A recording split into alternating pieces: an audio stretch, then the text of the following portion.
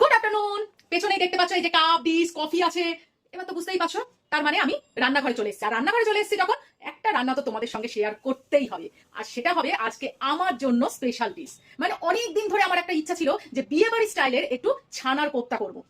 দুধ আসতো, দুধ চা দিয়ে কফি দিয়ে সব খেয়ে নিত। আজকে ভেবেছি না, দুধ আনবো এবং সেটা দিয়ে ছানা করবই।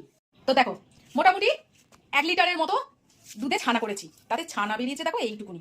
যাই হোক, যতটুকু হয়েছে। এই পাশে নিয়েছি, দেখতে পাচ্ছ নিশ্চয়ই, একটু এলাচ আর জায়ফল গুঁড়ো। এই পাশে আছে খোয়া ক্ষীর, আমি চিনি কোনো ব্যবহার করব না।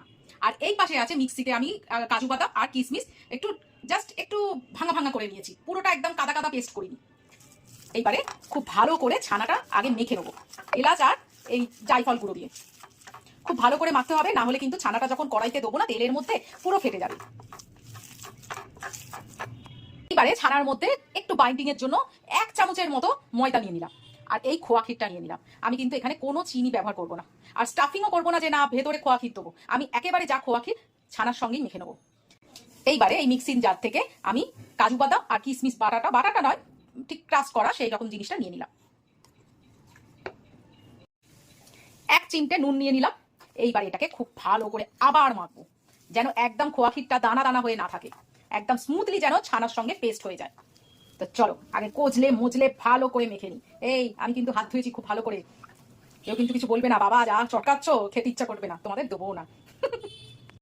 দেখো খুব ভালো করে মেখে নিয়েছি। আর এর মধ্যে সামান্য একটুখানি ঘি দেবো ফ্লেভারটার জন্য, আর 1 চিমটে মতো বেকিং সোডা দেবো। ব্যাস দেখো 1 চিমটে দিলাম কিন্তু। এবার এটাকে দিয়ে আবার সুন্দর করে মেখে নেবো। কোপ্তাগুলো ভাজার জন্য রিফাইন অয়েল গরম করতে দিয়ে দিয়েছি কড়াই। এই পাশে দেখো একদম সুন্দর করে বেশ কয়েকটা কোপ্তার আকার দিয়ে দিয়েছি ছানাটাকে। এইবারে এক একটা করে নেব আর কড়াইয়ের মধ্যে ছাড়বো।